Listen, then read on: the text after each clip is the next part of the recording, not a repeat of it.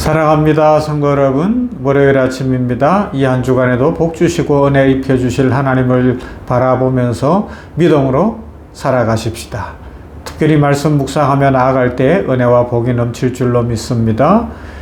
냉천골 아침 말씀 묵상 시간입니다. 말씀 봅니다. 마태복음 6장 12절 말씀, 요한 1서 1장 8절과 9절에 있는 말씀 두 군데를 보도록 합니다. 먼저 마태복음 6장 12절 말씀, 우리가 우리에게 죄 지은 자를 사하여 준 것 같이 우리 죄를 사하여 주시옵고. 요한일서 1장 8절 9절 말씀입니다. 만일 우리가 죄가 없다고 말하면 스스로 속이고 또 진리가 우리 속에 있지 아니할 것이요, 만일 우리가 우리 죄를 자백하면 그는 미쁘시고 이로우사 우리 죄를 사하시며 우리를 모든 불의에서 깨끗하게 하실 것이요. 아멘. 우리가 살아가는 이 세상을 자세히 보면 한 가지 공통된 모습이 있죠. 겉으로 보기에는 멀쩡해 보이지만 마음속에 무거운 짐을 지고 살아가는 사람들이 참 많다는 사실입니다. 사람들은 웃고 이야기하며 평범하게 살아가는 것처럼 보이지만 그 마음 깊은 곳에는 말할 수 없는 무거운 짐이 있지요. 그런데 그 무거운 짐들, 마음의 짐들의 핵심으로 이렇게 깊이 쑥 들어가서 보면 그 죄의식이라는 게 있어요. 사람들은 살면서 자신이 했던 잘못에 대해서 또 누군가에게 상처를 준 기억도 있을 수 있고요. 혹은 하나님 앞에서 특별히 주 예수 그리스도를 만나고 난 이후에 하나님의 자녀가 되고 돌아보니까 하나님 앞에 잘못 살아온 인생이 분명히 드러나기 때문에 마음속에 깊은 부담감을 안고 살아갑니다. 그래서 많은 사람들이 마음의 평안을 찾기 위해서 정신과나 상담소를 찾아가기도 하지요.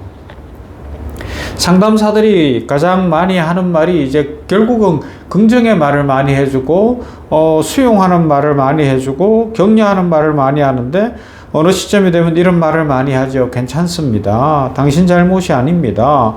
환경 때문입니다. 아니면 당신이 가지고 있는 어떤 기능적인 문제 때문인 것 같습니다. 이런 표현들을 꽤 쓰는 것 같아요. 물론 이게 참 중요합니다. 왜냐하면 일시적으로 마음을 가볍게 해줄 수 있기 때문에 그렇죠. 잠시의 위로를 줄 수가 있다는 것입니다. 그러나 성경은 우리 인간이 지고 있는 문제를 그렇게만 설명하지는 않습니다. 성경은 우리 인간의 문제를 합리화하는 것으로 해결하지 않는다는 것입니다. 성경은 아주 분명하게 말합니다. 죄는 변명으로 해결되는 것이 아니라 용서로 해결된다는 것이죠. 그래서 우리 주님께서는 제자들에게 기도를 가르쳐 주시면서 이렇게 말씀하셨어요. 우리가 우리에게 죄 지은 자를 사하여 준 것 같이 우리 죄를 사하여 주옵소서. 우리 인간적 차원에서의 하나님께 드리는 예수 공동체의 기도의 두 번째 항목이에요. 우리가 우리에게 죄 지은 자를 사하여 준 것 같이 우리 죄를 사하여 주시옵소서. 이 말씀 속에는 우리 영혼이 자유를 얻는 아주 중요한 영적 비밀이 담겨져 있습니다. 여러분, 죄가 뭘까요? 죄의 본질은 빚입니다. 빚. 특별히 오늘 본문 마태복음 6장에서 사용되어진 이 죄라는 단어는 헬라어로 오페일레마타라는 단어인데 그 뜻은 빚이에요. 누군가에게 돈을 빌렸는데 갚지 못한 상태를 의미합니다. 당시 유대인들은 로마의 압제 속에 있었고, 그러다 보니까 이 경제적으로 너무 가난하고 힘들고 수탈을 당하고 압제를 받다 보니까 이 빚이라는 게 생생하게 피부로 느껴졌거든요. 빚을 못 갚으면 바로 노예가 될 수 있고 자유를 잃어버릴 수 있는 그 상황. 그래서 마태는 그 유대인들의 특징을 알고서 이 빚이라는 단어를 사용합니다. 그런데 예수님은 그 단어를 그대로 차용하셔서 단순히 돈에 대한 빚만이 아니라 더 깊은 의미를 담고 있죠. 하나님 앞에서 우리가 마땅히 살아야 할 삶을 살아가지 못한 것, 해야 할 의무를 다하지 못한 것, 하나님께 드려야 할 사랑과 순종을 드리지 못한 것, 이 모든 것을 가리키는 말로 사용하셨음을 알 수가 있습니다. 다르게 표현하면 이런 거죠. 우리 모든 인간들은, 우리 모두는 하나님 앞에 빚진 존재다라는 겁니다. 그래서 이 빚은 반드시 갚아야 하는 것이다 라고 말씀하는 것이죠. 그리고 같은 내용이 기록된 누가복음에서는 다른 단어가 사용되어지는데 우리가 잘 아는 하마르티아라는 단어가 사용되어졌어요. 이 단어는 원래 화살이 관역에 가서 딱 맞지 못하고 빗나갔을 때 사용되는 말입니다. 이 표적을 향해 쐈는데 빗나가면 안 되잖아요. 그런데 빗나가는 것, 표적을 놓친 겁니다. 그래서 여기서 의미하는 게 뭐예요? 죄란 단순히 나쁜 행동만을 말하는 것이 아니라 인생의 표적을 놓친 것입니다. 하나님이 우리 인간에게 주신 원래의 목적을 놓쳐버린 것이라고 이야기할 수가 있습니다. 하나님은 우리를 사랑하며 살도록 창조하셨습니다. 하나님을 예배하며 살도록 창조하셨습니다. 그리고 하나님의 영광을 위하여 이 땅에 번성이 있고 축복이 넘치도록 하는 복의 통로가 되도록 하셨습니다. 그러나 우리 인간은 그 목적을 잊어버리고 살아가지요. 하나님을 떠나 자기중심적으로 살아간다는 것입니다. 이것이 바로 죄예요. 그래서 성경은 아주 분명하게 선언합니다. 만일 우리가 죄가 없다고 말하면 스스로 속이고 진리가 우리 속에 있지 아니하는 것이다 라고 요한일서 1장 8절에서 말씀하는 거예요. 신앙의 시작은 어디에서 시작된다고요?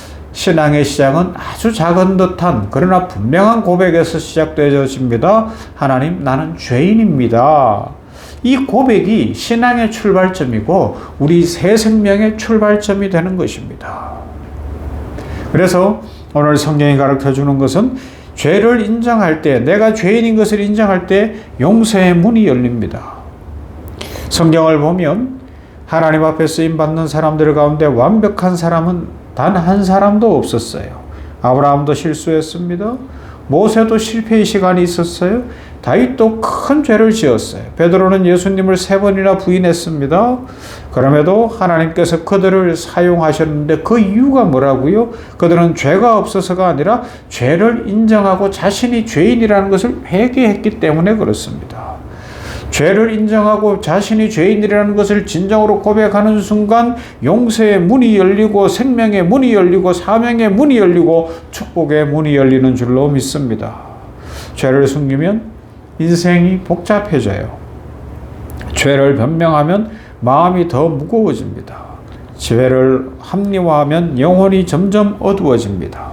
그러나 죄를 하나님 앞에 가지고 나오면 모든 것이 달라지죠.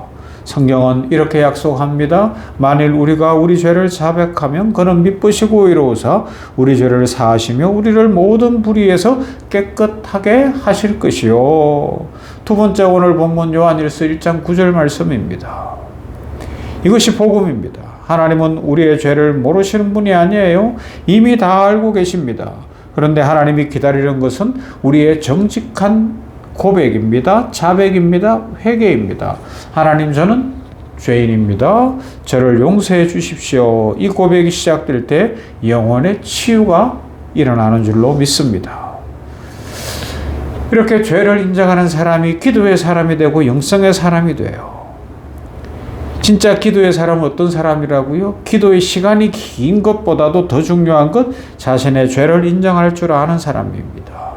죄를 인정하면 하나님을 바라보게 될 것입니다. 죄를 인정하지 않는 사람은 하나님이 필요하지 않아요. 그러나 죄를 인정하는 사람은 하나님을 찾게 됩니다. 그래서 다윗은 이렇게 기도했어요. 하나님이여 내 속에 정한 마음을 창조하시고 내 안에 정직한 영을 새롭게 하소서라고 시편 51편에서 고백합니다. 다윗은 왕이었지만 죄를 지었어요. 왕이라고 해서 죄가 용서함 받는 거 아닙니다. 그래서 하나님 앞에 나아갔어요. 그리고 하나님께 그는 회개했습니다. 하나님 앞에 회개할 때 하나님이 그를 회복시키시는 거예요. 기도는 완벽한 사람이 드리는 것이 아닙니다. 기도는 하나님의 은혜가 필요한 사람들이 드리는 것이죠. 만약에 우리가 집에 창문을 항상 닫아둔다고 생각해 보세요. 어느 시점이 지나면 집안에 곰팡이도 필 거예요. 여름이 지나거나 이럴 때는, 그죠?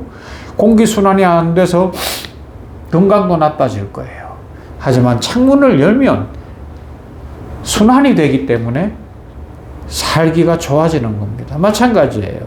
우리가 오늘 우리에게 죄 전제를 용서해 준 것 같이 우리 죄를 용서해 주시옵소서라고 기도하는 것은 영적 순환이에요. 우리가 살게 됩니다.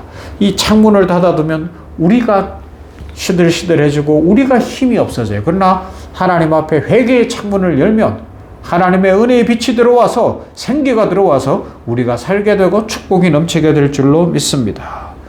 오늘 이 아침에 우리 모두가 하나님 앞에 이 말씀을 붙들고 기도하며 회개하며 나아감으로 말미암아 하나님의 치유하심과 축복과 생기를 얻어서 오늘 한 달도 복되고 아름다운 인생 살아가시기를 주님의 이름으로 축원합니다.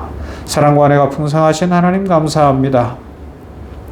오늘 우리가 우리에게 죄 전제를 사해 준 것 같이 우리 죄를 사하여 주시옵소서 라는 기도를 어제 주일에 이어 계속 이 한 주간 살펴보게 됩니다.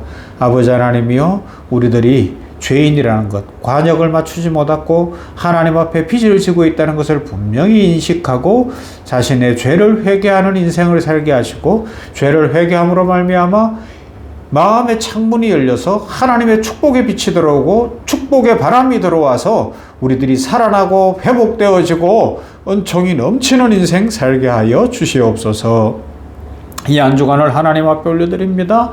우리가 무엇을 하든지 먹든지 마시든지 무엇을 하든지 하나님의 영광 위에 살며 어느 곳에 있든지 하나님의 축복 속에 살며 우리의 발걸음도 지키시고 우리의 호흡도 지키시고 우리의 인생길을 여시는 하나님과 동행하며 기쁨과 감사와 축복이 넘치는 인생 살아가도록 이 한 주간의 모든 성도들에게 복의 복을 부어 주시옵소서. 예수님 이름으로 기도하옵나이다.